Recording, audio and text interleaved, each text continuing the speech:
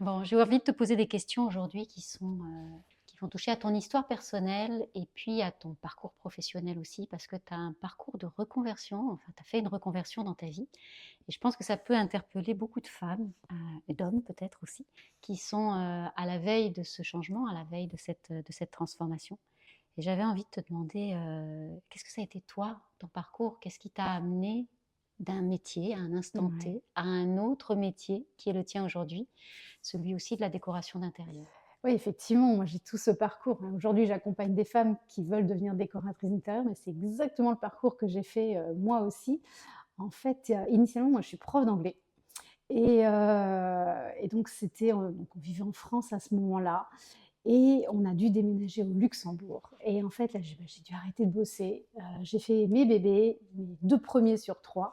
Et à un moment, je me suis un peu perdue en cours de route. Mon métier de prof, je l'adorais, il y avait aucun doute là-dessus. Mais le fait de plus pouvoir l'exercer, en fait, a fait que je me suis pas sentie bien un moment. J'ai été 100 maman et j'ai adoré être maman, ça c'est certain. Mais tu vois, j'avais pas non plus vraiment, j'avais besoin de me créer un projet et c'est là qu'est arrivée la déco.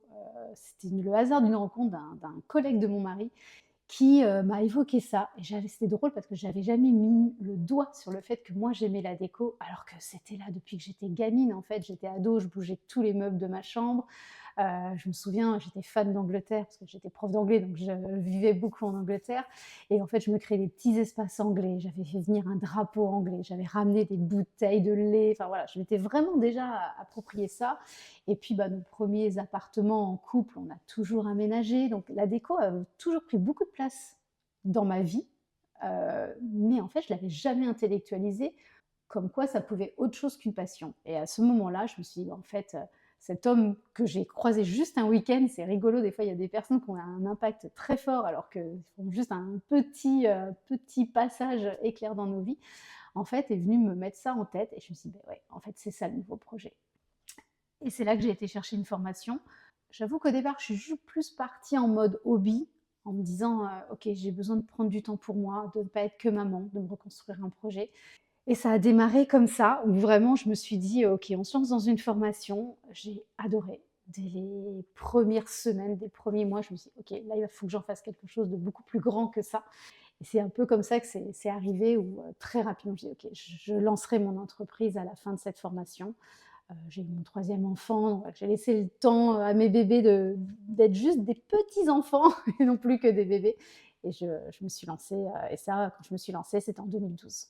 Alors tu dis: «Je me suis lancée», ça peut faire peur, tu vois? Le Ouais. truc de parce que là, bah, 10 ans après, 15 ans après même, on se dit, comme s'il suffisait d'oser, en fait. Mais c'était quoi tes freins, tes peurs, tu vois? Est-ce qu'il y a là, aujourd'hui, il y a beaucoup d'enthousiasme Ouais. quand tu en parles. Est-ce qu'en 2012, il y avait, il y a eu des moments où Je tu avais de l'appréhension Ouais, je pense à que y la aller? plus grosse peur, la plus grosse peur, c'était j'ai été bonne dans un métier et je savais que j'avais été bonne prof. Ouais. C'est pas très modeste dit comme ça, mais je savais que j'avais quand même été bonne prof. De me dire: «Est-ce que je suis capable d'être bonne dans un autre métier radicalement différent?» Et ça, j'ai quand même mis assez longtemps avant d'en avoir cette certitude. Je pense que j'ai eu besoin à peu près d'un an vraiment pour me dire: «OK, il y a peut-être une chance que je sois bonne décoratrice d'intérieur». Et quand je me suis lancée, en fait, je me suis lancée plus, hem, je pense que j'avais pas vraiment enfin, tu vois, évalué toutes les peurs. Je pense que la grosse peur était de ne pas réussir et de ne pas être bonne, mais à l'époque, j'avais pas trop, je le faisais un petit peu à mi-temps aussi. La première année, j'étais encore, la petite dernière avec 2 ans, donc j'étais quand même sur quelque chose d'assez tranquille. J'avais la chance, l'énorme chance d'avoir un conjoint qui pouvait me remplir le frigo et payer les factures, donc j'étais quand même délestée de ce poids-là. Mais je crois que la plus grosse peur, ça a été celle-là. C'était un énorme syndrome de l'imposteur, de me dire: «Mais quelle prétention de pouvoir faire un métier tellement différent de ton premier métier». Et c'est que bien plus tard que j'ai réalisé d'ailleurs que, mon premier métier, je pouvais vraiment faire un lien avec le nouveau et que toutes les qualités que j'avais développées dans mon métier de prof, en fait, Mmh. me servaient énormément en tant que décoratrice. Et tu vois, les élèves, les femmes que j'accompagne, à chaque fois, je viens les faire chercher ce pont entre leur précédent métier et le nouveau. Et je pense maintenant que c'est vraiment une erreur de croire qu'on redémarre de zéro. En fait, c'est tellement pas le cas. Et quand j'ai pris conscience que j'avais toutes ces forces en moi, notamment en tant que pédagogue, parce que c'était mon métier de prof, où je me suis un petit peu calmée sur ce syndrome de l'imposteur en me disant, en fait, je vais être la décoratrice à mon image, avec mes forces développées dans mon précédent métier, mais je pars pas de zéro. Et je me suis rendu compte que c'était le cas pour tout le monde, en fait. Toutes les femmes que j'accompagne ne partent jamais de zéro, contrairement à ce qu'elles croient. Et c'est super ce que tu dis parce qu'en fait, on n'est pas dans un parcours de reconversion. Une reconversion, c'est pas un switch, c'est une Ouais, évolution en fait, où tu t'appuies sur ce qui était là avant pour l'amener dans exactement. ton nouveau projet. Bah, je pense que c'est la société qui nous donne cette impression d'un switch, comme si on faisait une vie radicalement différente. Mmh. Mais bien souvent, c'est une évolution presque naturelle, presque logique.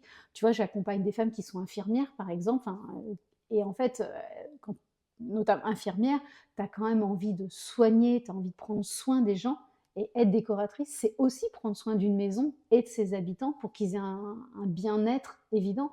Donc finalement, ouais, il y a une suite logique et puis parfois effectivement, c'est venir chercher ce qu'on n'a pas trouvé, toi, j'ai par exemple une élève qui était dans les assurances, bah, effectivement un gros manque de créativité et donc elle est venue chercher quelque chose, mais elle est quand même cette décoratrice très rigoureuse, très structurée. J'ai des ingénieurs aussi, des anciennes ingénieures, elles sont hyper carrées, hyper structurées et là aussi ça les emmène beaucoup plus loin en tant que décoratrice donc ouais, c'est comme une pelote un petit peu qu'on Ouais. déroule, je trouve, du Tu fil de nos vies Et ce qui va te permettre de former des décoratrices qui vont être uniques à chaque fois aussi, puisqu'elles exactement. sont le fruit de leur parcours. Ouais, Alors, je voulais juste, parce que là, tu parles des femmes que tu accompagnes, alors qu'on est parti ouais, ta reconversion, euh, pour préciser qu'aujourd'hui, donc, tu accompagnes des femmes à faire cette même reconversion que toi, exactement. tu as fait Ouais, il y a quelques années c'est maintenant. tout à fait ça. Euh, En fait, je dis un peu en blaguant, mais que j'ai mis mes 2 métiers en un, dans le sens où, je pense que Dieu sait si j'aime la déco. Je fais toujours des projets déco parce que je ne sais pas faire autrement. Mais par contre, mon vrai métier, dans mon ADN, tu vois, c'est vraiment prof. Et j'ai été cette décoratrice qui crée des ateliers pour les clients, etc. Mais en fait, j'avais besoin de ce partage, enfin j'ai un fort besoin de partage, de transmission. Je me dis, c'est quand même idiot d'avoir été décoratrice pendant 14 ans et de garder tout ça pour moi. Donc il y a vraiment ouais, cette envie de transmettre qui est assez forte. Ça veut dire que pendant 14 ans, tu as exercé ce métier, j'ai envie de dire, avant d'être dans de la transmission, tu l'as vraiment exercé en tant que professionnelle et experte Ouais. dans ton domaine. Tu dirais que au bout de combien de temps, toi, tu as pu vivre de ton activité?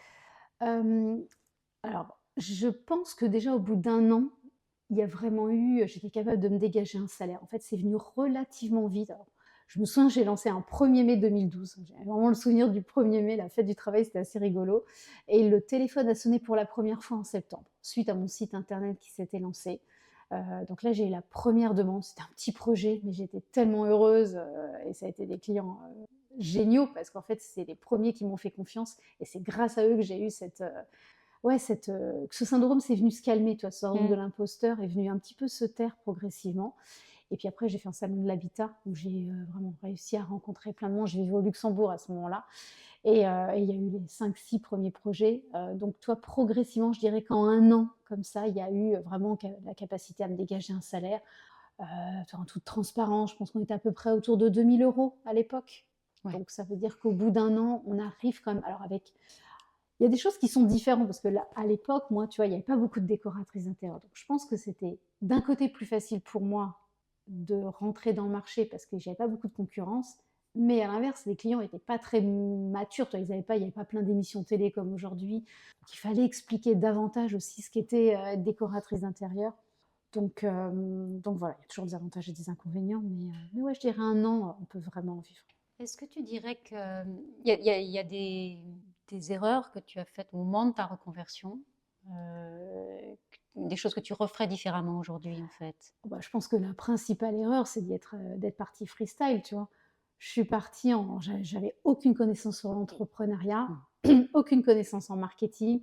J'avais jamais entendu parler, je savais pas tarifer mes prestations. J'avais, d'ailleurs, si jamais je te montrais mes premiers devis, enfin moi je les ai revus il y a pas très longtemps. C'est très très drôle de voir le peu d'argent que je demandais pour la décoration d'une maison. Mais bon, ça fait partie du jeu souvent. Mais je pense que ça a été ça, tu vois, la plus grosse erreur de partir vraiment freestyle.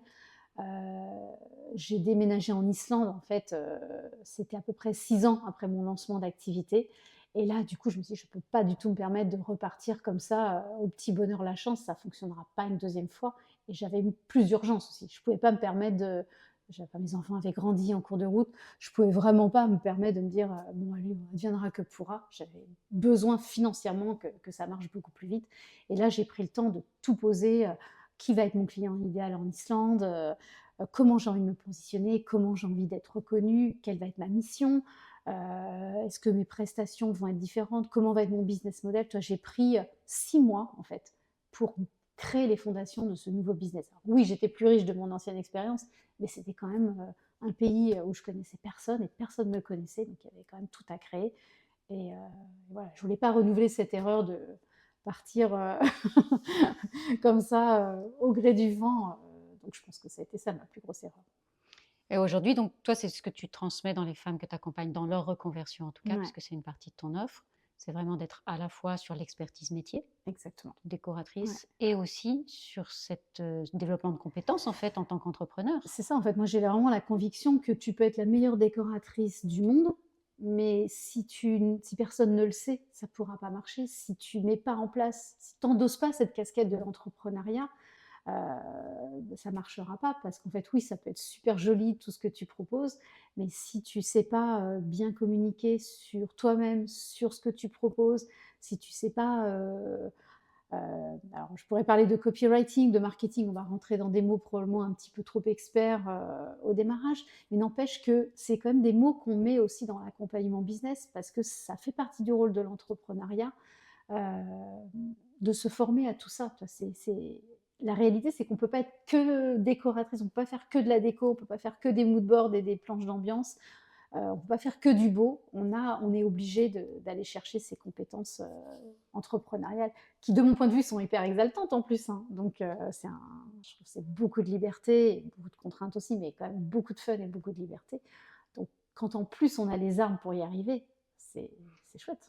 Et tu parlais tout à l'heure du profil des femmes que tu accompagnes dans cette Mm. reconversion. Donc, il y a, d'après ce que j'ai entendu, en tout cas, pas mal d'entre elles qui viennent du monde du salariat. Ouais, Donc, il y a vraiment, quasiment 100%. Oui, c'est 100%. donc, il y a une grosse découverte de Ouais, cet univers de l'entrepreneuriat. C'est ouais. quoi les peurs les plus courantes, les freins les plus courants que tu rencontres chez ces femmes que tu accompagnes? Alors, il y a plusieurs peurs. Il y a la peur de l'échec. Enfin, le syndrome de l'imposteur, ça, universel. Je l'ai vécu, mais elles le vivent toutes 100%, sans pression de ne pas être légitime. Tu vois, ça, c'est important. La peur de l'échec est très importante aussi. La peur de ne pas en vivre, et qui est, là, encore une fois, bien, bien compréhensible. Donc, justement, ces peurs-là, on vient les rassurer en se formant davantage à l'entrepreneuriat. On a des stratégies pour y arriver. Donc, c'est des peurs. Plutôt, j'ai un peu l'habitude de dire que les peurs, bah, en fait, il faut qu'on les prenne main, enfin qu'on aille main dans la main avec elles. Finalement, dire qu'il ne faut pas avoir peur, ça serait complètement irréaliste. Donc, bah viens ma peur, tu vas être ma compagne les premiers temps. Elle se calme, elle se tait un petit peu, puis des fois ça repart, mais on en fait, ouais, on y va quand même. Donc je dirais qu'il y a ces peurs-là. Des fois, il y a la peur de la réussite, paradoxalement, qui est moins connue, mais qui joue beaucoup. Il y a aussi des peurs liées à la relation à l'argent, en fonction de ce qu'on a reçu, nous, dans nos familles, dans nos enfances, où des fois, ben, on voit bien que ça nous challenge un petit peu plus. Mais toi, c'est marrant que tu me parles des peurs, parce que justement, il y a une coach mindset qui vient dans tout l'accompagnement en permanence. Alors moi, je suis très sensible à ça, puis je les ai traversées, ces peurs-là, donc forcément, je les connais bien. Mais malgré tout, c'est pas mon métier. Et il y a une coach mindset qui vient aussi, et on vient adresser ces peurs, tu vois, avec légèreté aussi. Et puis on vient les dégommer progressivement pour s'en libérer, en tout cas s'alléger. On s'en libère pas forcément tout le temps, mais en tout cas s'alléger et puis en faire ouais, des compagnons de route Des compagnes de route, oui, en fait, qui, la peur sera toujours là. ouais, voilà, C'est on comment la on fait un avance petit peu avec. taire, mais on les cadre parce qu'elles sont pas drôles sinon. Mais c'est ok d'avoir des peurs. Est-ce que j'ai envie de revenir un petit peu sur le cœur de métier de décoration d'intérieur. C'est quoi la différence entre une décoratrice d'intérieur et une architecte d'intérieur? Ah ouais, c'est vrai que c'est une question que j'ai très, très souvent. Hem, il y a beaucoup de similitudes déjà, toi, c'est un petit peu des curseurs qu'on bouge. L'architecte d'intérieur, globalement, va pouvoir travailler beaucoup plus sur la structure de la maison. Alors non, la structure, c'est un architecte, vraiment. Il va pouvoir travailler à l'intérieur. Donc va pouvoir gérer les volumes, va pouvoir, décider d'abattre des cloisons, faire du suivi de chantier aussi.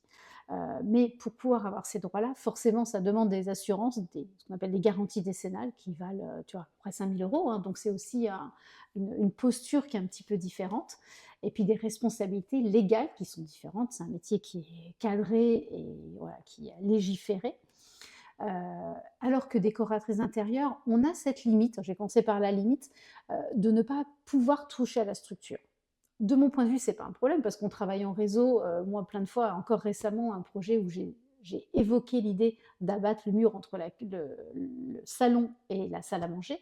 Bah forcément, on fait venir une entreprise tout corps de métier, on fait venir un architecte et le projet avance à partir de mon idée, mais c'est pas moi qui en prends la responsabilité. Donc j'ai pas le droit de faire de suivi de chantier, j'ai pas le droit d'attester que l'isolation de la douche est bien conforme. Je sais pas faire déjà techniquement, je n'en ai pas le droit légalement, je n'ai pas le droit de faire des plans en tant que décoratrice d'intérieur. Donc on fait des plans qui servent de communication avec nos clients, mais c'est pas des plans, tu vois, d'exécution, c'est pas des plans contractuels. Donc c'est vraiment ça. Et puis, bah, le cœur du métier de décoratrice d'intérieur, c'est vraiment de gérer l'aménagement. Il y a des similitudes avec archi d'intérieur, hein, là-dessus, mais on vient souvent aussi avoir une justesse au niveau des couleurs, un choix des matériaux, beaucoup de prise en considération du bien-être du client. Enfin, moi, je sais que je parle beaucoup, beaucoup du client. Je le fais exprimer ses besoins profonds, tu vois, tout ce qu'il dit, mais ce qu'il ne dit pas aussi parfois, pour vraiment répondre le plus possible à ses besoins. Et puis bah, parfois, oui, on y répond avec des jeux des matières, des matériaux, des textiles. Donc, on veut faire du beau, mais on vient se libérer un petit peu des contraintes de la structure et ça, on passe le relais à quelqu'un de plus expert que nous à ce niveau-là, quoi. L'objectif, c'est quoi en fait quand on fait appel à un décorateur d'intérieur? C'est En général, c'est pour se sentir bien chez soi. ouais. Tu vois? Ouais, je dirais que 100 des clients nous disent: «Ah, je suis pas bien dans ma maison, je me sens pas à l'aise». Alors quand ils sont en location, c'est parfois un vrai enjeu parce qu'ils ont l'impression de ne pas pouvoir agir beaucoup sur la maison. Mais même aussi vraiment, quand ils sont propriétaires, il y a pas mal de peur aussi, notamment de la couleur, tu vois? Ils disent: «Ah, j'ai laissé les murs blancs, parce que je savais pas et je pense que c'est une base, intéressante». Alors que c'est tellement l'inverse. Alors qu'en fait, moi, mon métier en plus, je suis coloriste, donc forcément les couleurs, c'est mon expertise.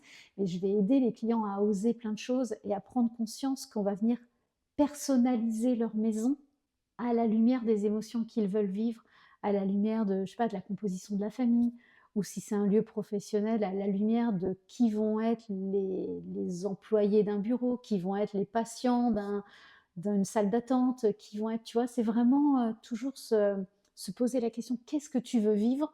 Ou qu'est-ce que vous voulez vivre s'il y a plusieurs clients?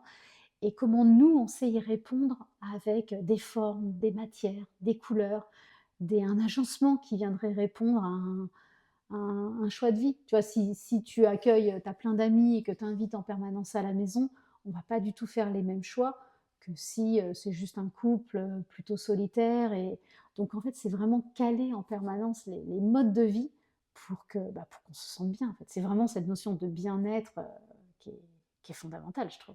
Et qui permet d'avoir une maison unique en fait pour Exactement, chaque occupant exactement. sans Ouais, reproduire, ouais. sans être sur des standards. Est-ce qu'il y a un projet en particulier, soit qui t'a challengé énormément, soit qui t'a marqué plus que d'autres? Alors tous les projets sont uniques, donc en soi, mais tu vois, je pense que les projets qui me marquent le plus, c'est les projets où il y a du sens. Enfin, il y a une vraie mission. Et là, toi, j'ai 2 projets qui me viennent et à chaque fois, il y a un projet, c'était au Luxembourg, c'était un senior hôtel. Donc c'était un hôtel pour accueillir des personnes âgées qui étaient souvent, enfin, pour qui c'était un peu la dernière maison, hein, très très sincèrement. Et en fait, alors je pense que, alors, à titre personnel, ça a coïncidé avec le moment où mon grand-père a dû aussi rejoindre un EHPAD, etc. Donc je pense que c'est venu toucher pas mal d'émotions chez moi de ce que je vivais à titre personnel. Mais tu vois, j'ai adoré cette mission de me dire, j'ai des personnes qui sont seules et on va créer, parce qu'en plus j'ai décoré certaines chambres, tu vois, il y avait les lieux communs, mais il y a aussi la chambre. Comment je peux leur amener cette joie de vivre en fin de vie, globalement, parce que c'était quand même des personnes assez avancées, enfin très avancées en âge. Quelle couleur je vais pouvoir amener? Et je me souviens avoir échangé avec les occupants de cet hôtel, ce senior hôtel. Et en fait, à chaque fois, ils venaient chercher. Enfin, moi, je sentais que ça déclenchait des sourires, de pouvoir. On avait réaménagé tous les couloirs, espace, enfin, niveau par niveau. On avait raménagé l'hôtel, pas l'hôtel, le restaurant. On avait aménagé un espace salon de thé. Tu vois, donc, c'était recréer des lieux de vie apaisants, ressourçants. Et je me dis, bah, si je peux avoir cette petite mission, tu vois, à un moment, d'amener de la joie de vivre pour des personnes. Et puis, alors, je pense que ça résonnait très fort en moi à l'époque, hein, ça c'est sûr. Et le deuxième projet qui est différent, mais qui est un projet à Montréal, donc qui date de l'année dernière, c'était un espace communautaire pour des femmes qui souffraient de fibromes utérins et d'endométriose. Et en fait, c'est un espace communautaire où il y avait des événements créés et puis une pièce où l'infirmière pouvait les recevoir. Et tu vois, aussi d'avoir cette mission, tu dis, ok, c'est des femmes qui sont en souffrance, et de se dire que j'ai réussi à choisir des couleurs, des agencements, des aménagements, des matières, des formes aussi, qui viennent les apaiser, les envelopper, créer comme un cocon. Enfin, ça, c'est toujours les projets qui font beaucoup plus de sens pour moi. Alors après, il y a plein de projets perso qui étaient très chouettes avec des familles et tout ça. Mais toi, c'est ces projets-là, moi, qui me... On n'imagine pas du tout à quel point, en fait, la décoration d'intérieur peut être là pour prendre soin, Ouais, en c'est fait. vraiment ça. C'est Et dans vraiment ce que ça. tu nous partages, c'est Ouais, ce qui en ressort, à la fois prendre soin de la cellule familiale, mais au-delà, en fait. ouais Et c'est vrai que c'est... la décoration d'intérieur ne concerne pas que nos intérieurs, nos maisons, Non, toi, finalement. même des bureaux. J'ai fait beaucoup de bureaux, des grands espaces de bureaux où tu as des plateaux, des open space énormes. Comment chaque employé va trouver sa place quand on sait que bah, plein de fois, c'est une moquette grise plus ou moins propre, des murs tout blancs, du mobilier disparate ou pas très très qualitatif. Bah, comment on injecte aussi, quand on passe 8 heures dans un bureau, comment on injecte cette, ouais, ces énergies. Alors après, encore une fois, c'est mon côté coloriste, mais quand tu es dans du blanc, tu as un risque de burn-out qui est bien supérieur, de Mm. dépression, tu n'as pas de productivité, tu as pas de créativité. Et quand on sait réinjecter, notamment à travers les couleurs, tous ces bénéfices, bah, tu es quand même vachement plus heureux de venir travailler le matin, quoi. Ouais, Et ça devrait être enseigné auprès des chefs ah d'entreprise bah oui, presque pour oui. prendre soin. Et c'est de plus en plus, hein, ils en Ouais. prennent compte. Je pense que la pandémie nous a bien aidés parce qu'on a quand même réalisé à quel point on pouvait ne pas avoir été bien sur nos lieux professionnels et que de travailler de la maison, pour certains, ça a été bénéfique. Donc ouais, de se créer un espace comme ça, ergonomique, enfin, donc ouais, c'est des décoratrices d'intérieur, c'est un métier qui, tu vois, on touche tous les lieux de vie au sens très large du terme, des lieux médicaux, c'est incroyable aussi. Encore une fois, les gens sont en souffrance. Et réussir à amener quelque chose d'apaisant, de chouette à ressentir dans des lieux comme ça, c'est cool comme mission, quoi. Est-ce que les femmes qui viennent vers toi donc pour leur reconversion professionnelle, pour développer leur activité de déco d'intérieur, elles ont conscience de toute cette diversité des métiers ou des formes Ouais. d'implication dans leur Je métier? pense que oui. En tout cas, elles ont conscience parce qu'elles me le disent toutes qu'elles vont chercher cette envie de bien-être, toi, de Ouais, transmettre cette envie de bien-être. Je crois qu'elles sont presque, ouais, à 100 des cas animées par cette envie-là. Tu vois, j'ai jamais entendu une femme qui veut se reconvertir en me disant: «Ah moi je veux en mettre plein la vue à quelqu'un, je veux faire du show-off, de» c'est jamais ça. C'est toujours, cette conscience de: on vient amener du bien-être dans les intérieurs au sens large du terme. Donc je pense que c'est ce qui m'anime aussi, c'est tellement ce que moi j'ai vécu en tant que décoratrice, que je vis toujours, ouais. mais j'en fais moins qu'avant, qu'en fait ce plaisir d'offrir cette possibilité à leur tour de créer ces intérieurs qui font du bien, c'est trop chouette. Non, non, elles sont très très conscientes. Souvent elles ne pensent pas à la large diversité des lieux. Ouais. Voilà, souvent on pense plus aux maisons et aux particuliers, alors que dans les cadres professionnels, même dans des lieux de vacances, tu vois, des gîtes ruraux, il y a plein de choses à faire, il y a tellement de lieux où c'est négligé. Et on ressent hein, qu'on C'est est quoi tous... comment dire, en termes de communication, justement, pour faire connaître ce métier, pour le démocratiser presque, Ouais. à la fois auprès des entreprises, des institutions publiques, des particuliers, de faire appel à une décoratrice d'intérieur. On pense peut-être que c'est réservé à certains modèles ou une certaine élite aussi, de faire appel à une décoratrice d'intérieur pour soi. Comment on pourrait communiquer autrement, Ouais. justement? Alors, la réalité, c'est que faire appel à une décoratrice d'intérieur, ça reste un petit peu un produit de luxe, hein. On a besoin de remplir son frigo, de payer son électricité, de mettre de l'essence dans sa voiture et de nourrir ses enfants. La vérité, c'est qu'on n'a pas besoin d'une décoratrice absolument. On peut faire des choses très jolies aussi par soi-même. Donc effectivement, sans parler d'élite, pas du tout, mais par contre, bah, nos clients sont souvent ont un certain confort financier parce que sinon, bah, ça serait mensonger de dire enfin, que c'est indispensable de faire de la déco, probablement pas. Mais par contre, on peut, toi, des fois, ce qu'on appelle des visites conseils, un petit peu comme des petits coachings de 2 heures. Moi, j'ai fait plein de moments comme ça de 2 heures avec des clients. J'ai des souvenirs de petits jeunes, tu vois, qui n'avaient pas beaucoup d'argent. C'était leur premier appartement en jeune couple et ça leur tenait à cœur de faire vivre quelque chose de chouette. Bah, en fait, juste en 2 heures, on arrive à débloquer déjà plein de choses, de leur proposer plein de solutions, de mettre le doigt aussi, de faire un diagnostic de ce qui fait qu'ils ne se sentent pas bien dans par exemple, de ce premier appart, pour reprendre mon exemple. Et du coup, ça ne coûte pas très, très cher, une visite conseil. Enfin, voilà, pour quelques centaines d'euros, on arrive à avoir des conseils d'une experte décoratrice et de les transposer assez facilement.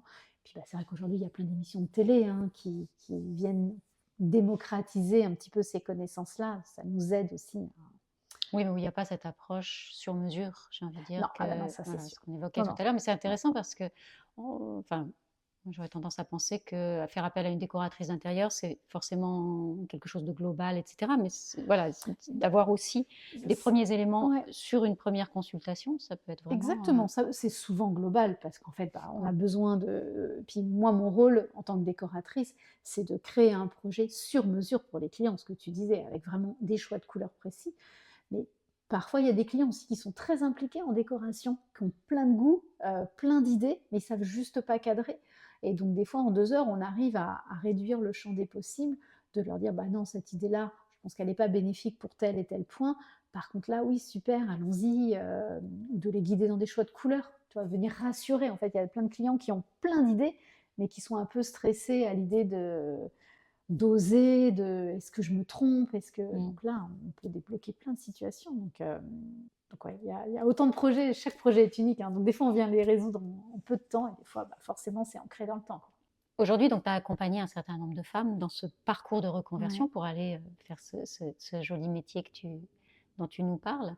Euh, Qu'est-ce qui t'a donné envie de créer aussi un mastermind en complément de ton programme de reconversion de formation au métier de déco? Ouais, c'est marrant que tu me dises ça parce que j'ai toujours mis dans l'accompagnement une dimension entrepreneuriale. Tu vois, au début, c'était juste quelques modules. Et puis, je me suis rendu compte qu'il fallait que j'aille beaucoup plus loin.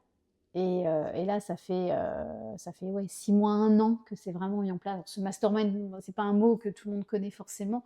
Effectivement, c'est vraiment cet accompagnement business, entrepreneurial, où en fait, je me suis dit, ben, ce qui m'a donné envie de le faire, c'est que je voulais pas être une énième formation, tu vois.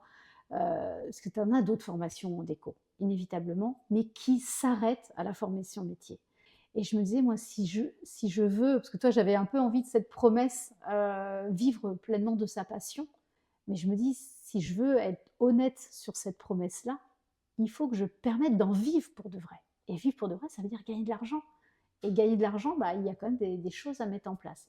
Donc, tu vois, j'ai vraiment eu envie de me dire, enfin, si tu veux te reconvertir, il faut que je te donne les moyens d'aller jusqu'au bout du projet pour ne pas avoir le sentiment d'échouer aussi. Tu vois, je pense que Mm. c'est quelque chose qui me tenait à cœur de me dire, je veux pas que les femmes aient le sentiment d'échouer, non pas en croyant qu'elles vont être mauvaises ou qu'elles sont nulles, alors que c'est pas du tout ça la réalité. C'est juste qu'elles n'ont pas appris. Quand t'as pas appris, bah, par définition, on ne sait pas, c'est bien ok. Enfin, c'est comme nos enfants, hein, on leur apprend à marcher, on leur apprend à lire, on leur apprend à faire plein de choses, mais au début, ils savent pas, c'est pas parce qu'ils sont nuls, c'est juste qu'il faut qu'on leur apprenne. Bah, c'est pareil pour nous adultes, on a besoin d'être accompagnés pour aller plus vite et puis d'y aller avec sérénité et vraiment donner vie à ce projet, quoi. En général, c'est des projets qui tiennent à cœur, donc c'est pas banal, hein, de changer de métier, donc j'ai vraiment eu envie de me dire: «Ah OK, il faut qu'on aille, faut pas qu'on fasse semblant, quoi. Et On a du coup, juste c'est faut». sur un certain temps, parce que ça se fait Ouais. pas du jour au lendemain non plus, Non, j'imagine? effectivement, tu vois, en général, je dis: «Il faut 1 an pour la formation métier». Alors un petit peu plus, un petit peu moins selon les contraintes, beaucoup de femmes gardent leur ancien métier en même temps, hein, parce que c'est pas facile de tout plaquer. Il peut y avoir des enfants, il peut y avoir des contextes personnels qui nécessitent, enfin qui imposent un peu moins de disponibilité. Donc à peu près 1 an sur la formation métier et puis après, bah, on a 6 mois vraiment de business pour lancer son activité, aller chercher les premiers clients et s'envoler, de ses propres ailes sereinement. Et après, est-ce que ces femmes-là, est-ce que tu les suis ensuite? Est-ce que tu sais ce qu'elles Ah bah, deviennent? oui, oui, bien sûr, c'est ouais, c'est dur de couper le lien. Donc effectivement, on est toujours en contact. Bah, certaines sont toujours aujourd'hui, en mastermind, hein, parce que certaines sont lancées déjà depuis 2 3 ans maintenant.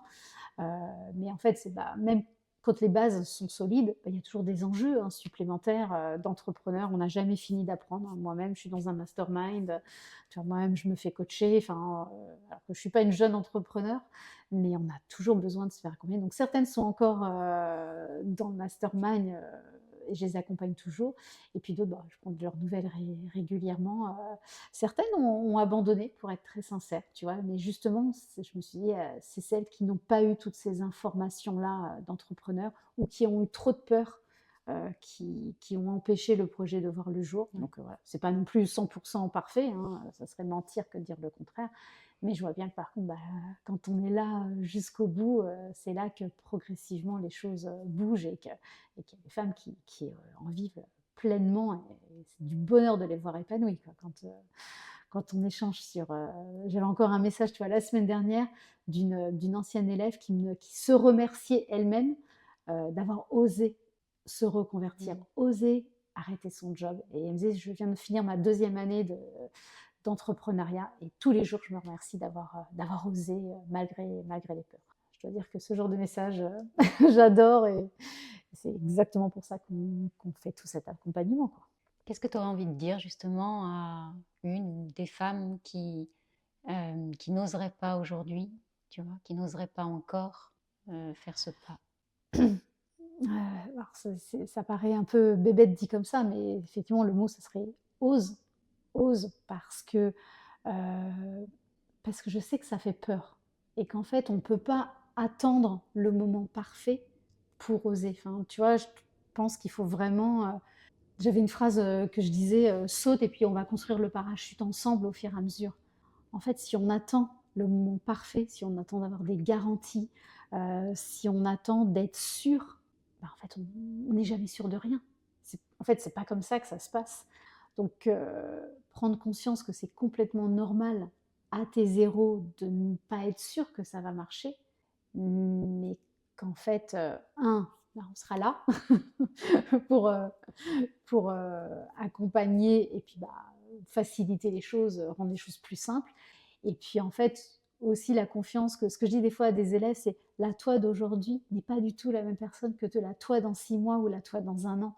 Donc en fait, il y a vraiment des métamorphoses aussi, des transformations chez ces femmes qui sont, insoupçonnées et insoupçonnables, tu vois? Et que, en fait, je me dis: «On est des warriors quoi en tant que femmes». Enfin, il y a vraiment, les ouais, au démarrage du projet de reconversion, les peurs, en fait, sont pas du tout les mêmes, qu'1 an plus tard et elles ont, déplacé des montagnes. Donc voilà, le message ce serait, bah, n'attends pas, d'être sûr à 100 parce que ce sera impossible, mais par contre, allons-y et ose quoi.